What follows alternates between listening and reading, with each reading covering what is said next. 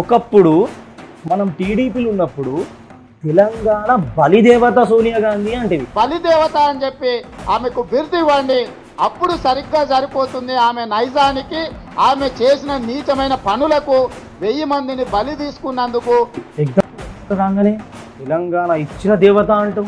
మన తల్లి సోనియమ్మ ఈ తెలంగాణ రాష్ట్రం ఇచ్చింది. ఎట్లా అన్న అట్లా ఎట్లా అంటే ఇటు ఉంటే ఇటు మాట, అటుంటే అటు మాటనా? ఓహో, మీరు లాస్ట్ టైం ఒక మాట చెప్పిండ్రన్న, అది నాకు గుర్తు. రాజకీయం అంటే ప్రజల్ని మోసం చేయడమే. వాళ్ళు మోసపోనికి రెడీ ఉన్నప్పుడు మేమెందుకు చేయం? బరాబర్ మోసం చేస్తాం. ప్రజలు మేము అట్లా మోసం చేస్తేనే నమ్ముతారు, మేము నిజం చెప్తే నమ్మే పరిస్థితి ప్రజలు లేరు. అంటే మీ మోసం చేసే రాజకీయాలేనా ఇప్పుడు మీరు చూపిస్తున్నదంతా? అంటే మీరు చెప్పేది ఏది నిజం కాదా? అప్పులు అయిపోయింది అంటారు. ఇది అప్పు చెయ్యకుండా ఉంటా అని కూడా మీరే చెప్తారు. మళ్ళీ ఇంకా 1,00,000 కోట్లు అప్పు చేసినా అని అంటారు. సరే పోనన్నా, మీరు గవర్నమెంట్ స్టార్ట్ అయ్యి ఆల్రెడీ 2 years అయిపోయింది.